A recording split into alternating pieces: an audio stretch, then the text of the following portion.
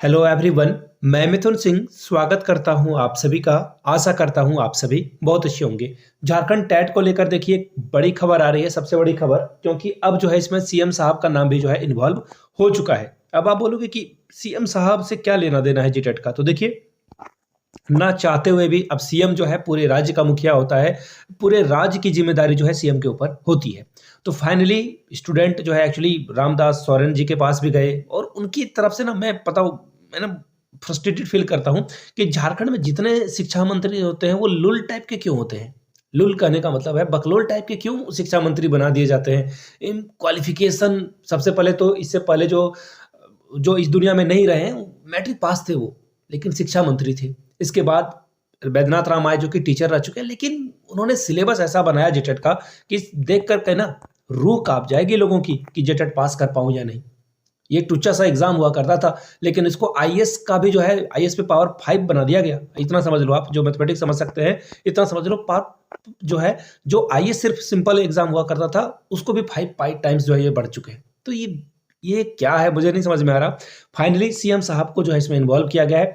पिछले बार सीएम साहब के इन्वॉल्वमेंट से क्या असर हुआ नहीं हुआ, पहले उसको जान लेना जरूरी है कि इस मामले में क्या हो सकता है सिलेबस और एग्जाम को लेकर। देखिए, सरकार अभी जेटेट को लेकर जो है इसे बिल्कुल ठंडे बस्ते में रख रही है। इसे सरकार का पूरा ध्यान अभी सीजीएल के ऊपर है। मैं बार बार कह रहा हूँ, पुराने वीडियो में भी कुछ लोग जो है लकड़बग्घे टाइप के लोग जो है कमेंट करने आ जाते हैं कि तुम्हें कुछ नहीं पता है, सीजीएल से इसका कोई लेना देना नहीं। अरे भाई, बटरफ्लाई इफेक्ट का नाम सुना है आपने? एक छोटी सी बटरफ्लाई कहीं भी अगर पंख फड़फड़ाती है ना, तो उसके प्रभाव का, उसके असर जो है आपके, उसका असर जो है आपके जीवन पे होता है। आप भले मानो ना मानो, अगर किसी हेमंत सोरेन को अगर थोड़ी सी बुखार हो गई, तबीयत खराब हो गई ना, तो उसके कारण कितने सारे फैसले पेंडिंग में पड़ जाएंगे आपको पता नहीं है। या फिर हेमंत सोरेन के परिवार में या फिर किसी मंत्री के परिवार में अगर कुछ हो जाता है तो कई सारी चीजें जो है लंबे समय तक डिरेल हो सकती है। तो याद रखिएगा, हर चेन ऑफ इवेंट का कुछ ना कुछ असर पड़ता है आपके लाइफ में।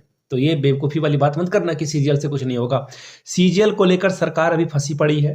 सीजीएल के बाद जो है सहायक आचार्य के बारे में कुछ भी बात की जाएगी। अब देखिए, सहायक आचार्य के बारे में अगर मैं बताऊं आपको, तो सहायक आचार्य को लेकर तो एक्चुअली जो है कुछ मित्र मेरे मिलने के लिए गए थे शिक्षा मंत्री से, और उन्होंने सिर्फ एक ही बात कही। मैं इसलिए कहता हूं ना कि ये बकलोल टाइप के मंत्री बन जाते हैं शिक्षा मंत्री। उन्होंने कहा कि ये तो कोर्ट का मसला है, हम लोग कुछ नहीं करेंगे। उनको बताया गया कि रिस्पॉन्स की जो है इसका कोई लेना देना नहीं है सुप्रीम कोर्ट से। उन्होंने एक बात भी नहीं सुनी। उनके माइंड में ना उनके पीए या फिर जो अधिकारी वगैरह होते हैं, कुछ डाल दिया उनके दिमाग में कि भाई अभी जो है सहायक आचार्य का कुछ नहीं हो सकता। तो उन्होंने कुछ भी नहीं सुना और आगे बढ़ गए।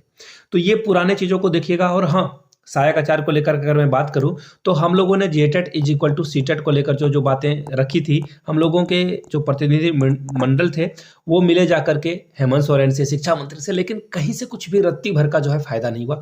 फाइनली हाईकोर्ट की ओर से जो है सीटेट वाले को यहाँ पे शामिल होने का मौका मिला है। इसमें सरकार के कोई भी मंत्री, कोई भी छोटा सा पदाधिकारी हो, कुछ भी हो, किसी ने रत्ती भर की हमारी बात को नहीं समझा, नहीं माना। ये जेएमएम की सरकार और कांग्रेस की सरकार थी, आरजेडी की सरकार थी। अब आप बोलोगे कि आप पार्टी का नाम लेकर क्यों बता रहे हो? अरे भाई, सरकार जिसकी थी उसके बारे में बात करेंगे ना। बीजेपी आएगी तो बीजेपी को भी धोएंगे अगर वो गलत काम करेंगे। तो जेएमएम अभी गलत कर रही है तो जेएमएम के बारे में मैं बात कर रहा हूँ। अब देखिए, बात हो गई कि 1000 रुपए और जो 2500 रुपए है, ये मामला जो है बहुत ही खराब मामला है। मैं बिल्कुल कहता हूं ये खैरात आपको बांटा जा रहा है और इसमें आप पढ़ रहे हो। अब आप बोलोगे कि खिसियानी बिल्ली खंबा नोचे, तुम्हें नहीं मिल रहा है तो तुम इसके बारे में बोल रहे हो। देखिए, अगर ये आपके माँ बहन को भी मिल रहा है तो नुकसान में आप ही हो। आपके सिलेबस को देखो, मैं एक छोटा सा एग्जांपल बताता हूं।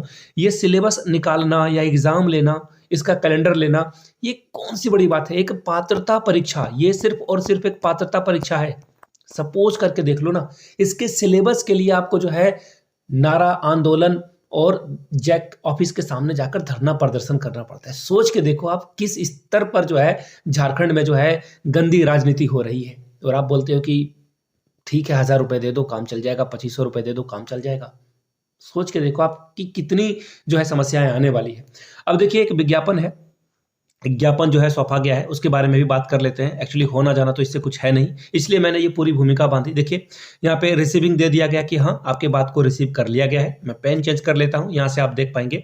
सेवा में माननीय शिक्षा मंत्री झारखंड सरकार, विषय क्या है यहाँ से देख लीजिए। झारखंड टीईटी यानी कि झारखंड टेट परीक्षा को जो संशोधित नियमावली है कैबिनेट से इसकी मंजूरी मिले और जेटेट का पाठ्यक्रम की जो है स्वीकृति के संबंध में जो है बातें की जाए। आपसे निवेदन है कि झारखंड में दिनांक 24 दिसंबर 2024 को आयोजित होने वाली कैबिनेट में जेटेट नियमावली को जो है प्रदान करने की कृपा करें। मुश्किल है, हो तो पाएगा नहीं, ये तो मुझे पता है। और जैसा कि मैंने आपको पहले भी बता रखा है कि जैक जो है अभी बिजी है, जैक जो है कंप्लीटली बिजी है और अगर ये जनवरी में एग्जाम ले पाए तो ले पाए, अदरवाइज फरवरी, मार्च, अप्रैल, मई में ये एग्जाम नहीं कंडक्ट कर पाएंगे। और मैं बार बार कह रहा हूं कि ये एग्जामिनेशन आपका जून जुलाई में होगा, उससे पहले जो है कहीं पे भी खाली जगह नहीं है। बाकी जनवरी में हो जाए तो वेल एंड गुड है, बाकी तो चीजें आपको भी पता हो ही जाएगी। मैं यहाँ पे कोई जैक का अध्यक्ष या फिर जेएसएससी का अध्यक्ष या फिर जीएमएम का प्रवक्ता नहीं हूँ कि आपको सारी बातें बता सकूं। हम लोग जो है एक और एक को 11 और एक को जो है 2 करके आपको बातें बताते हैं, प्रिडिक्ट करते हैं। एक्सपीरियंस जो है वो आपके सामने रखता हूं मैं। अब आगे देखिए, जैसा कि आपको ज्ञात है कि जेटेट का नोटिफिकेशन 18 जुलाई 2024 को जारी किया गया था। काफी समय बीत चुका है, लगभग 5 महीने बीत चुके हैं। और उसमें जो पाठ्यक्रम था आईआईटी दिल्ली का, मुझे ना बड़ा फनी लगता है झारखंड की ये चीजों को पढ़कर, मजा आता है। ठीक है भाई। और मैं आपको बताऊं, मैंने जेटेट के ऊपर, मुझे ना, मैं आपको क्लियरली बताता हूं, ऐसा ऑनेस्ट पर्सन आपको मुझे नहीं लगता कि मिलेगा आपको। मैंने जेटेट के ऊपर वीडियो बना बना के खूब डॉलर कमाए, लेकिन ये बहुत ही डिसग्रेस वाली कमाई है। घिन आती है ऐसी कमाई से, मैं सच बताता हूं आपको। जेटेट के क्लासेस लेकर मैं वीडियो, अगर जेटेट का एग्जाम आ जाता तो जेटेट के ऊपर पढ़ा करके मैं डॉलर बना लेता, लेकिन जेटेट के न्यूज के ऊपर से मैंने जो है 100, 200, 300 डॉलर कमा लिए होंगे। 300 को अगर आप, मुझे पता है आप कैलकुलेट करने लगे होंगे तो कितने पैसे मैंने कमा लिए, 24-25 हजार रुपए कमा लिए सिर्फ और सिर्फ जेटेट की वीडियो से। अब ये जेटेट है ना कि ये क्या है बताओ। जेटेट का इन्होंने सिलेबस आईआईटी का निकाल दिया, इसके ऊपर 10 वीडियो बने। 10 वीडियो आंदोलन से लोगों को जो है जागरूक करने के लिए बने। उसके बाद शिक्षा मंत्री से लोग मिल रहे हैं, प्रोटोकॉल हो रहा है, चाय पार्टी हो रही है, मीटिंग हो रही है। मीटिंग पे मीटिंग, वो विनोद वाला है, आप लोगों ने देखा होगा, वो पंचायत वाला मीटिंग पे अलुआ मीटिंग वाली कहानी, वो हो रहा है।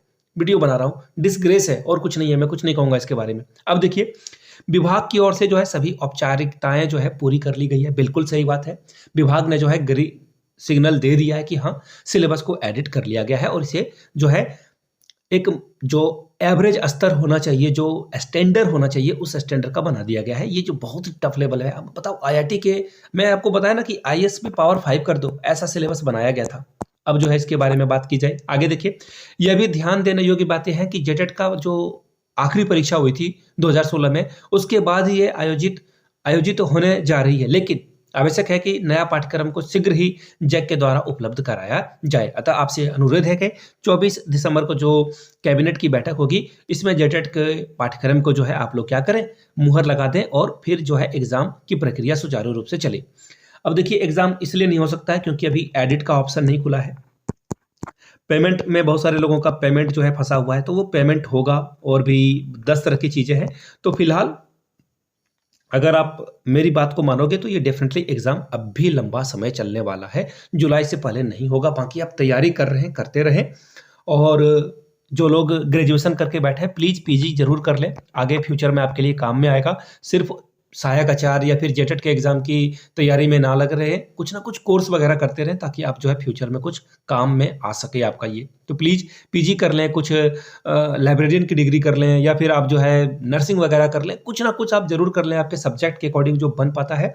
कुछ ना कुछ स्किल वगैरह कर लें, कंप्यूटर का कोर्स कर लें, पीजीडीसीए का, है ना, ग्रेजुएशन वगैरह करने के बाद। तो कुछ ना कुछ जरूर कर लें, फ्यूचर में आपके लिए काम में आने वाला है। तो आगे कोई और अपडेट आती है तो उसकी सूचना मैं आपको देता रहूंगा। बाकी जो लोग विनोबा भावे से अप्लाई करना चाहते हैं लाइब्रेरियन के लिए, वो आवेदन कर दें। वहाँ पे ऑनलाइन जो है चांसलर पोर्टल, झारखंड के चांसलर पोर्टल पे आवेदन हो रहा है। वहाँ पे 15 सीटें अब कर दी गई है रामगढ़ कॉलेज रामगढ़ से, और 29 जो है सीटें विनोबा भावे के लिए रखी गई है। बाकी जुगाड़ के लिए टेलीग्राम पे जुड़िए, वहाँ पे डिटेल वगैरह दी गई है। जुगाड़ से कैसे लाइब्रेरियन करना है उसके लिए भी मैंने आपको बातें बता रखी है। यहाँ पे ज़्यादा कुछ नहीं कहूँगा। बाकी मिलते हैं अगले वीडियो में। वीडियो को आपने यहाँ तक देखा, इसके लिए आप सभी का बहुत बहुत शुक्रिया। Have a good day.